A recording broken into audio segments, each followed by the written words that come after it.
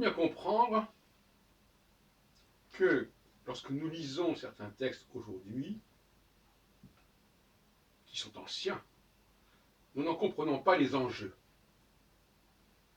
Et ça crée des confusions et des malentendus sans fin.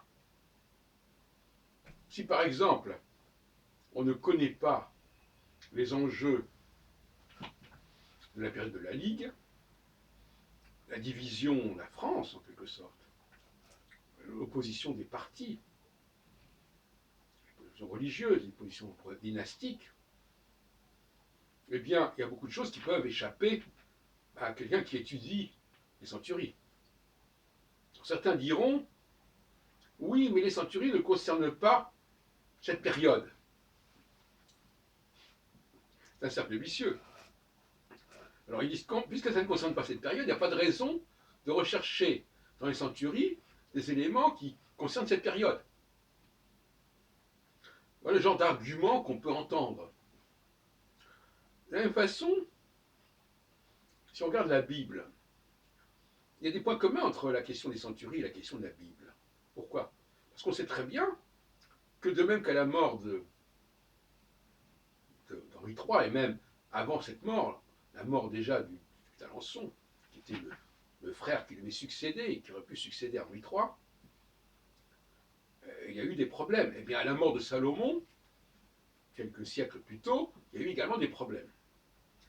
Et donc il y a des similitudes assez frappantes.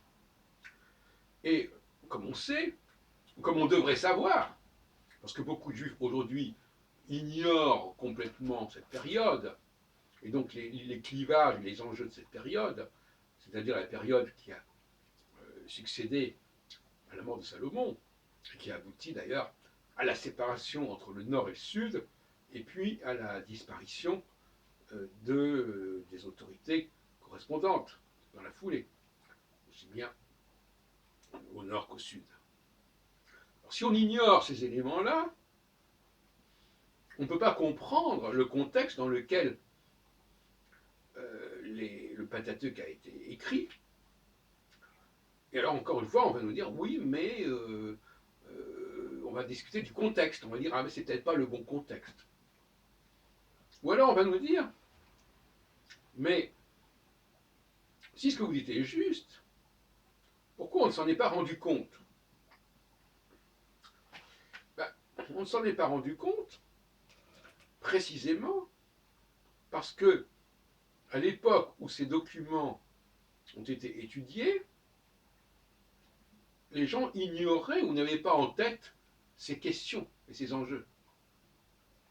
Quelqu'un qui ignore l'opposition entre le royaume d'Israël et le royaume de Juda risque peu de trouver des allusions à ce clivage politico-religieux dans les textes bibliques.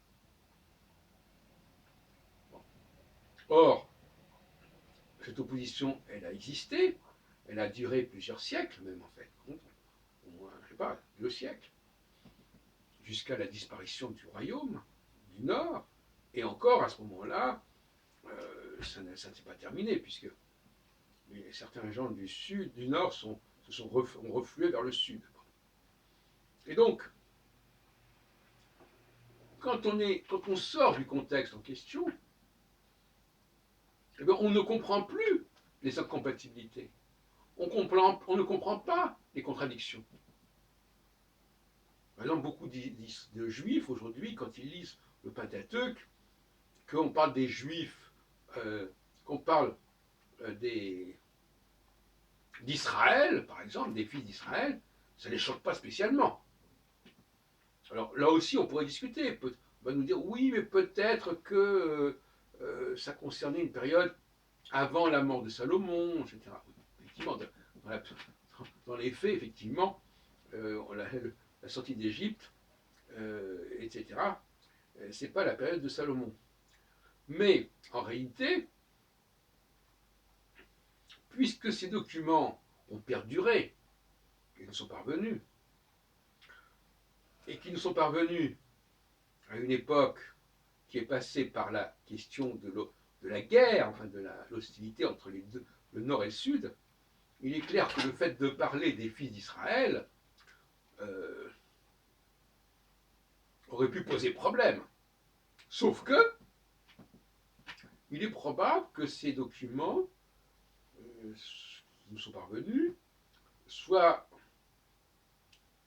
arrivés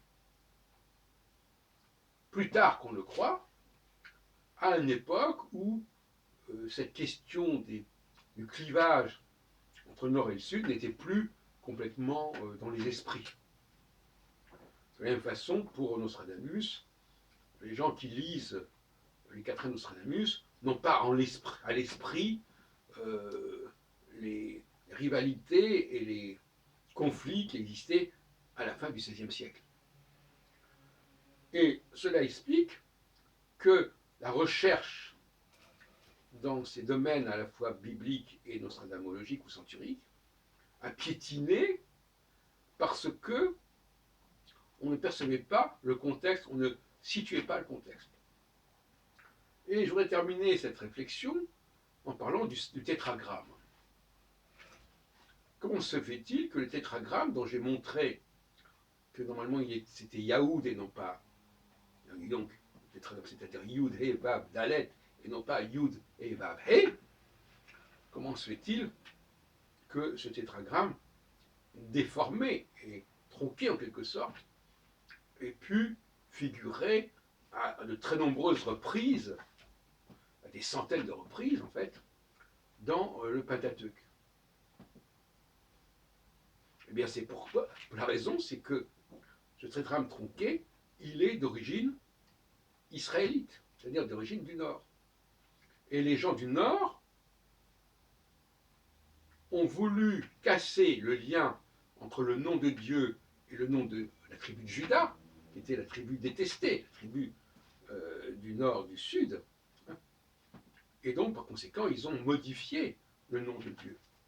Parce que dire que c'est Yahoud, le nom de Dieu, ça renvoie forcément à la tribu de Yehuda et aux Juifs. Et puis par ailleurs, on sait que le récit du Pentateuque qui nous raconte, de la Genèse, qui nous raconte que Jacob,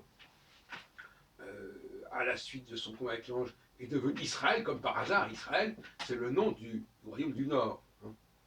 Et par conséquent, les fils, les fils de Jacob peuvent aussi être appelés les fils d'Israël. Et c'est ce qu'on appelle les Bnei Israël. C'est une formule qui est constamment récurrente dans l'Exode, etc. Voilà. Donc finalement, je n'irai pas plus loin pour l'instant, j'en ai déjà parlé à différentes reprises, finalement, on s'aperçoit qu'il y a un anachronisme, une incapacité, si on préfère, à contextualiser des documents, à comprendre des documents qui sont marqués justement par un clivage fort entre le nord et le sud pour la Bible, entre, je dirais presque, l'Est et l'Ouest pour la Ligue, et l'ignorance de ces enjeux politiques majeurs, le refus de situer les documents dans ces contextes, dans les contextes qui leur correspondent, a fait errer la recherche jusqu'à ce jour.